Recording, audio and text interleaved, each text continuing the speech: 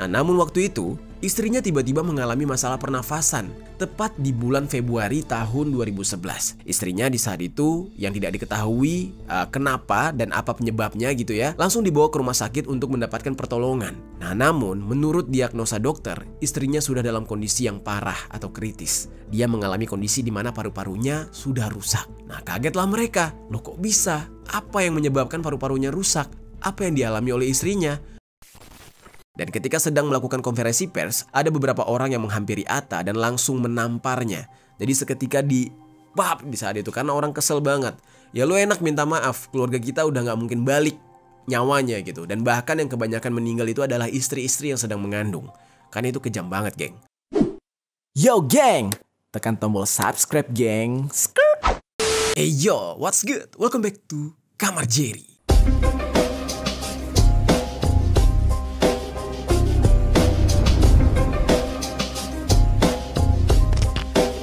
Geng. Oke, hari ini pembahasannya tentang negara Korea Selatan.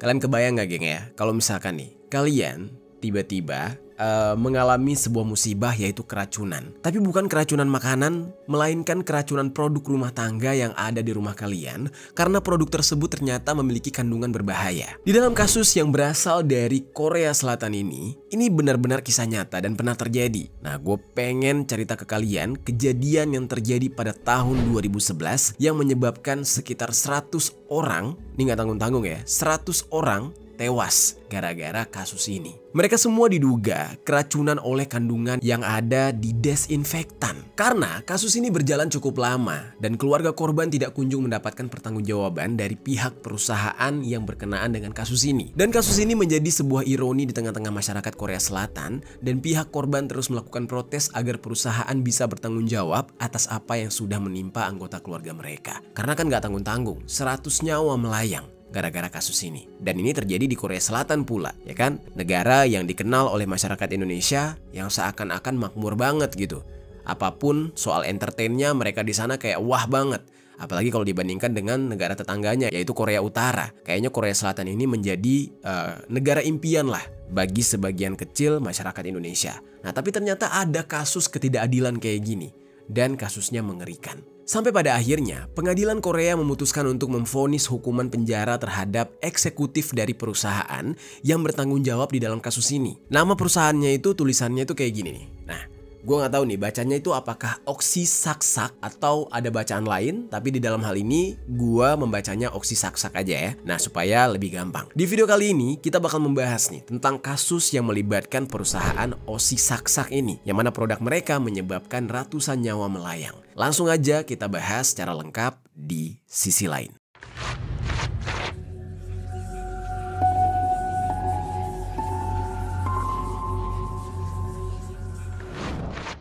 Kita langsung saja masuk ke dalam kronologi utamanya.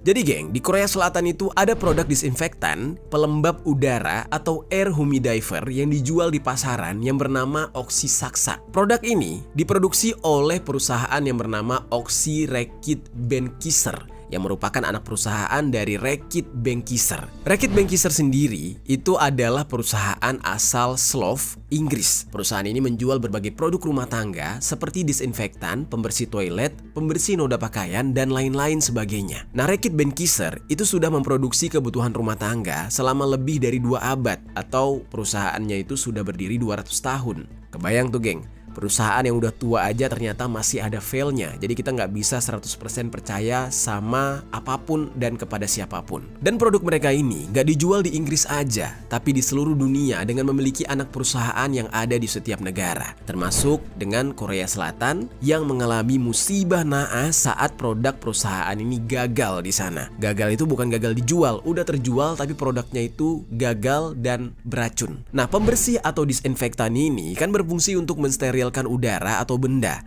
yang diharapkan bisa menjadi bentuk pencegahan agar tidak terkena penyakit atau udaranya lebih segar, steril, dan tidak ada bakteri gitu. Nah, namun gimana jadinya? Justru disinfektan yang diharapkan bisa mensterilkan udara, bisa membuat udara menjadi sehat, tapi hal tersebutlah yang justru merenggut nyawa karena ternyata memiliki kandungan yang berbahaya. Nah, jadi geng, semuanya berawal pada tahun 2011. Jadi, kasus yang menggemparkan ini di saat itu terjadi di mana beberapa perempuan yang diantaranya sedang hamil tiba-tiba mengalami sesak nafas. Nah, salah satunya dialami oleh seorang istri dari pria yang bernama An Seong Woo. Ketika itu, dia membeli sebotol cairan disinfektan untuk air humidifier milik keluarganya. Dan dia ini membelinya di tahun 2010. An ini membeli disinfektan tersebut karena istrinya lagi hamil dan anak pertamanya yang masih kecil. Jadi An mau menjaga kesehatan istri dan anaknya tersebut. Nah, namun waktu itu, istrinya tiba-tiba mengalami masalah pernafasan. Tepat di bulan Februari tahun 2011. Istrinya di saat itu yang tidak diketahui kenapa dan apa penyebabnya gitu ya, langsung dibawa ke rumah sakit untuk mendapatkan pertolongan. Nah, namun menurut diagnosa dokter, istrinya sudah dalam kondisi yang parah atau kritis. Dia mengalami kondisi di mana paru-parunya sudah rusak. Nah, kagetlah mereka. Loh, kok bisa? Apa yang menyebabkan paru-parunya rusak? Apa yang dialami oleh istrinya? Merokok juga enggak, pakai obat nyamuk bakar juga enggak, atau menghirup bahan-bahan berbahaya juga, ya dia nggak tahu apa yang berbahaya di rumahnya dia. Dan beberapa hari setelah dibawa ke rumah sakit, istrinya beserta janin yang sedang dikandung itu akhirnya meninggal dunia, geng. Wah, pecahlah di saat itu, sedih banget. Terus anak pertamanya si An, itu kondisinya juga memprihatinkan karena anak pertamanya itu menderita fibrosis paru-paru. Jadi fibrosis paru-paru ini itu kayak penyakit paru-paru kronis yang disebabkan oleh terbentuknya jaringan parut di paru-paru. Serem banget, geng. Dan jaringan parut inilah yang membuat paru-paru tidak bisa berfungsi secara normal dan membuat penderitanya mengalami sesak nafas. Jadi kayak diikat gitu loh paru-parunya. Jadi nggak bisa kembang kempis. Istri An itu adalah satu dari sekian banyak korban ternyata. Dipikir sama An di saat itu yang mungkin ini hanya dialami oleh istrinya dan dia nggak tahu penyebabnya apa gitu. Dan pada tanggal 10 Mei tahun 2011, ada seorang perempuan yang berusia 34 tahun yang meninggal dunia juga setelah mendapatkan perawatan di rumah sakit. Sebulan kemudian disusul lagi 3 perempuan lain yang juga meninggal dunia akibat kondisi yang serupa. Nah, munculnya banyak perempuan hamil yang menderita penyakit paru-paru ini menimbulkan kepanikan dan tanda tanya besar di Korea Selatan. Ya mungkin di saat itu kalian penasaran ya, kenapa kok si Anya atau si suaminya itu nggak ikut terkena penyakit ini? Atau kenapa anaknya dan istrinya doang? Nah, ternyata memang di Korea Selatan itu ada budaya di mana sang suami itu memberikan yang spesial buat istrinya, termasuk udara segar. Ya kalau di Indonesia misalkan kayak nurutin semua keinginan istri, manjain istri, atau nurutin ngidamnya dia. Nah, di Korea Selatan tuh salah satunya adalah yang memberikan yang terbaik termasuk udara kepada sang istri yang lagi hamil, termasuk juga kepada sang anak gitu. Nah, makanya kenapa si An gak ikut terkena penyakit ini, karena dia tidak ikut menghirup udara di ruangan tersebut. Nah, terus geng, berlanjut lagi nih. Selain para perempuan yang hamil, balita pun ikut menjadi korban. Karena kebanyakan dari para balita ini itu diberikan udara segar dengan disinfektan tadi oleh orang tuanya. Orang tua dari salah satu balita yang bernama Kim Seong Jun itu bercerita kalau anak mereka itu biasanya sangat aktif, tapi tiba-tiba dia cuma berbaring aja dan mengalami demam. Jadi sakit yang nggak tahu kenapa. Beberapa hari kemudian kondisinya semakin memburuk karena mengalami kesulitan untuk bernafas. Dan tahapannya mirip dengan istrinya si An tadi. Di saat itu Kim kemudian dibawa ke Kyungpook University Hospital yang ada di Daegu. Dan 6 hari dirawat di sana, anak tersebut tidak kunjung membaik dan malah berakhir meninggal dunia. Nah, dikatakan ada sebanyak 500 korban lain yang tiba-tiba menyusul mengalami gejala yang serupa.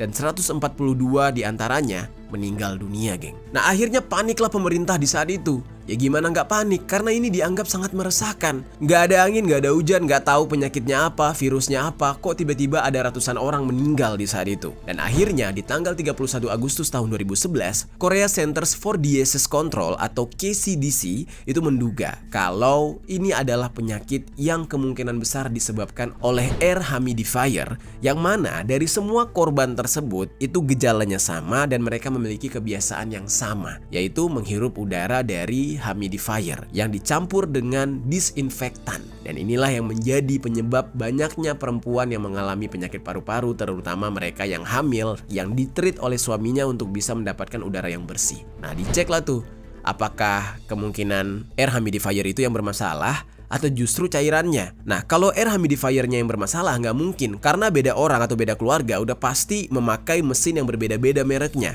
Masa iya semua mesinnya bermasalah? Nah, di saat itu diceklah disinfektannya, cairan yang menjadi pendukung alat tersebut untuk membersihkan udara. Ini kemungkinan besar bisa jadi dari merek yang sama. Berlanjutlah di tanggal 30 September tahun 2011, Korea Consumer Agency memperingatkan agar masyarakat berhenti untuk menggunakan produk disinfektan terlebih dahulu agar mencegah tidak ada korban lagi yang berjatuhan. Karena di saat itu belum diketahui disinfektan yang mana nih yang beracun. Nah, barulah berlanjut di tanggal 11 November tahun 2011, KCDC mengeluarkan perintah untuk menarik produk-produk disinfektan yang diduga berbahaya bagi kesehatan.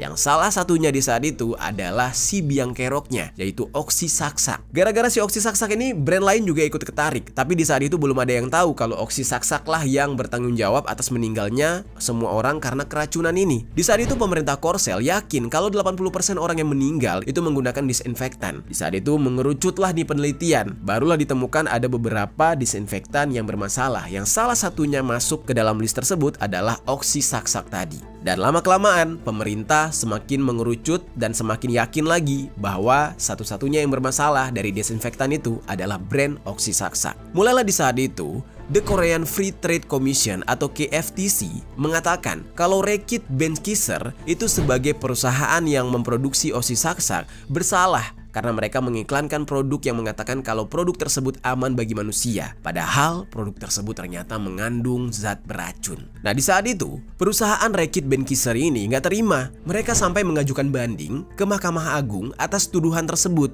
Nah, mereka mengajukan banding ke Mahkamah Agung Korsel, namun sayangnya ditolak. Proses penyelidikan terus berjalan dan cukup panjang. Jadi agak susah nih untuk mengungkap kasus ini. Namun 4 tahun kemudian, tepatnya di tahun 2015, Reckitt Benckiser malah menolak untuk mengakui kesalahan mereka dan tidak memberikan permintaan maaf kepada para masyarakat yang sudah menjadi korban dari produk mereka yang berbahaya ini. Jadi bisa dikatakan ini perusahaan batu banget, geng. Mereka tetap yakin, mereka tetap percaya produk mereka nggak berbahaya gitu. Dan selama 4 tahun itu juga belum ada keadilan yang diberikan kepada para korban. Rasa tidak bersalah yang diungkapkan oleh perusahaan langsung menimbulkan kritik pedas dari masyarakat Korea Selatan. Nah, mereka melakukan aksi dengan membuang produk-produk Reckitt Benckiser, bahkan sampai ada keluarga korban yang datang ke Inggris langsung. Nah, kenapa ke Inggris? Karena ya memang perusahaan ini adalah milik negara tersebut dan mereka datang ke sana untuk meminta pertanggungjawaban perusahaan tersebut terhadap para korban yang sudah meninggal dunia maupun yang menderita penyakit paru-paru seumur hidup mereka. Dan para korban yang melakukan aksi protes di Inggris ini juga didukung oleh anggota kelompok masyarakat sipil yang ada di sana, yaitu London Hazard namanya. Nah, muncullah sebuah dugaan. Nah, kenapa produk oksi ini bisa lolos edar di Korea Selatan dan juga beberapa negara lain? Itu dikarenakan perusahaan ternyata memanipulasi laporan penelitian uji toksin dengan menyuap seorang profesor.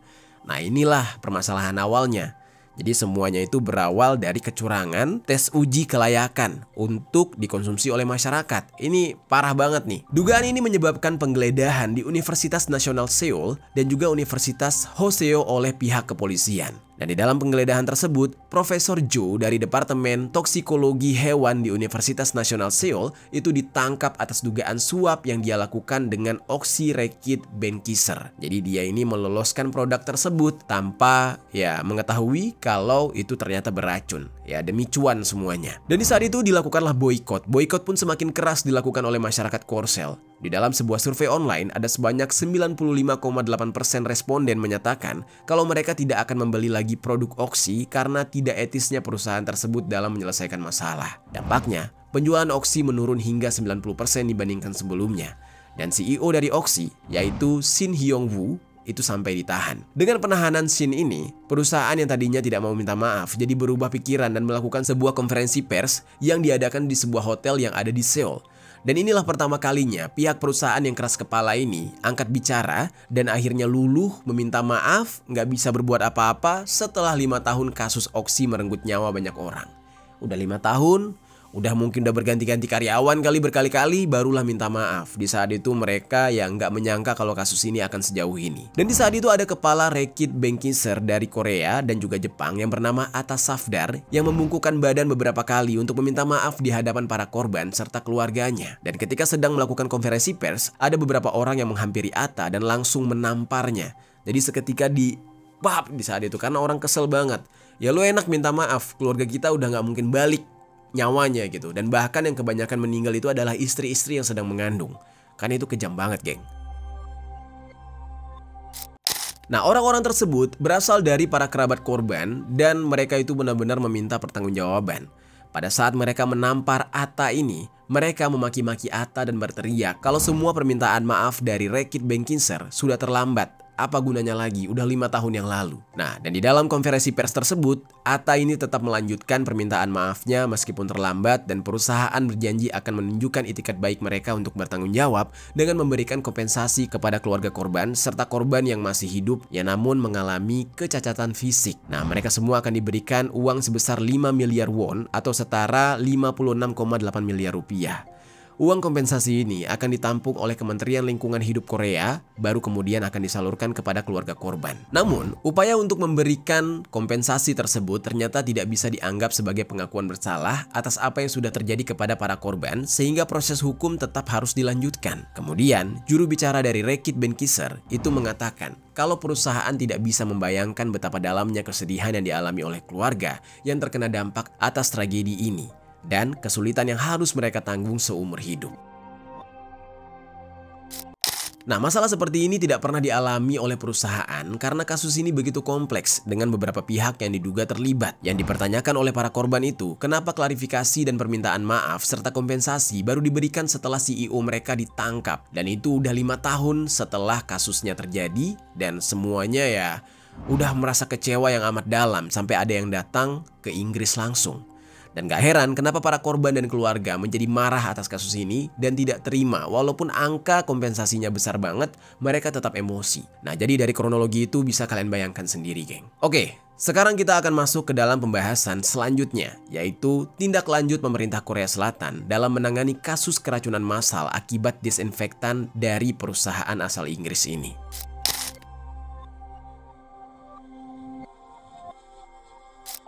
Sebenarnya geng, kasus ini nggak cuma menyeret Rekit Benkiser aja, tapi ada beberapa perusahaan lain yang juga ikut diperiksa. Karena yang menjual produk seperti ini nggak cuma Rekit Benkiser doang.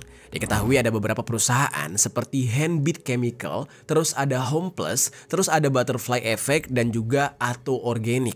Yang mana keempat perusahaan ini mengiklankan kalau produk disinfektan mereka itu aman jika terkena tubuh manusia. 4 perusahaan tersebut dilaporkan ke KFTC, sementara ada Lotte Mart dan juga Costco yang juga menjual produk serupa, namun mereka nggak dilaporkan karena mereka ini tidak mempromosikan produk tersebut dengan klaim aman bagi tubuh manusia. Tapi mereka cuma menjual aja gitu. Tapi sekitar tanggal 20 Mei tahun 2016, tim investigasi khusus Kejaksaan Distrik Pusat Seoul itu memanggil pejabat dari Lotte Mart dan juga The Company untuk diperiksa. Nah, The Company ini adalah perusahaan yang terlibat di dalam perencanaan produk ketika Lotte Mart meluncurkan produk disinfektan pelembab udara pada tahun 2006. Nah, makanya kasus ini menjadi salah satu kasus besar di Korea Selatan karena melibatkan banyak perusahaan yang diduga bertanggung jawab atas hilangnya nyawa para korban. Terus geng, berlanjut lagi, di tanggal 7 Juni tahun 2016, tim investigasi khusus kantor Kejaksaan Distrik Pusat Seoul itu memanggil dan menginterogasi mantan CEO Oxy, Rekit Benkiser yang bernama John Lee. Setelah memanggil dia, kabarnya saat itu pihak kejaksaan mempertimbangkan kalau John Lee ini juga ikut bersalah atas kasus meninggalnya para korban yang keracunan yang terjadi di Korea Selatan ini akibat disinfektan dari Rekit Benkiser dengan hukuman pembunuhan karena kelalaian dan melanggar undang-undang tentang peraturan pelabelan dan periklanan. Nah, tapi di dalam persidangan yang sudah dilakukan sebanyak 3 kali sejak tanggal 16 Januari tahun 2017 sampai 25 Januari tahun 2018, John Lee ini dinyatakan tidak bersalah dengan alasan sulit untuk menghubungkan keterlibatannya dia dengan kasus ini. Tapi sementara, Shin Hyun-woo itu dijatuhi hukuman 7 tahun penjara karena melewatkan uji toksin yang diperlukan sebelum produksi tersebut diluncurkan pada tahun 2011. Lalu, Shin Hyun-woo itu harus membayar kompensasi sebanyak $45.000 Amerika atau setara dengan 746,1 juta rupiah untuk masing-masing korban yang meninggal dan nominal yang lebih kecil bagi mereka yang menderita penyakit seumur hidup. Nah, jadi ini kasusnya benar-benar ya di saat itu tuh menggemparkan banget, geng. Lalu geng, di tanggal 15 Juni tahun 2016, tim investigasi khusus kantor Kejaksaan Distrik Pusat Seoul itu menangkap kepala penelitian laboratorium Oxy yang bernama Cho Han-seok atas tuduhan penghilangan nyawa dan kelalaian. Nah, menurut jaksa, Choi ini dituduh menyebabkan 70 kematian dan 105 penyakit paru-paru dengan memproduksi dan menjual disinfektan pelembab udara dari akhir tahun 2003 hingga bulan Agustus tahun 2011. Padahal dia sendiri tahu mengenai efek bahayanya produk yang dia buat. Dan dia juga dituduh sudah menyetujui Departemen Pemasaran Oxy Reckitt Benckiser untuk membuat klaim di iklan mereka kalau produk tersebut menggunakan bahan yang aman bagi tubuh manusia dan aman bagi anak-anak tanpa adanya dasar yang ilmiah. Jadi ngasal aja gitu ngasih klaimnya. Dan sementara itu, Oxy diketahui menerima laporan kerusakan dari pengguna disinfektan pelembab udara pada tahun 2007 dan 2010. Tapi Ko yang tahu mengenai hal ini, dia justru mengabaikan hal itu. Jadi dia nggak peduli tuh. Dia pikir dengan dia mengabaikan gitu tuh kayak, alah ya udah paling juga efeknya nggak seberapa. Yang dia nggak tahu bakal ada 100 orang pada tahun 2011 bakal meninggal dunia. Nah ini nih, karena terlalu nyepelein atau ngeremehin. Nah terus geng, singkat cerita, ada satu orang lagi yang merupakan manajer R&D manajer perusahaan tersebut yang bernama Michael Choi.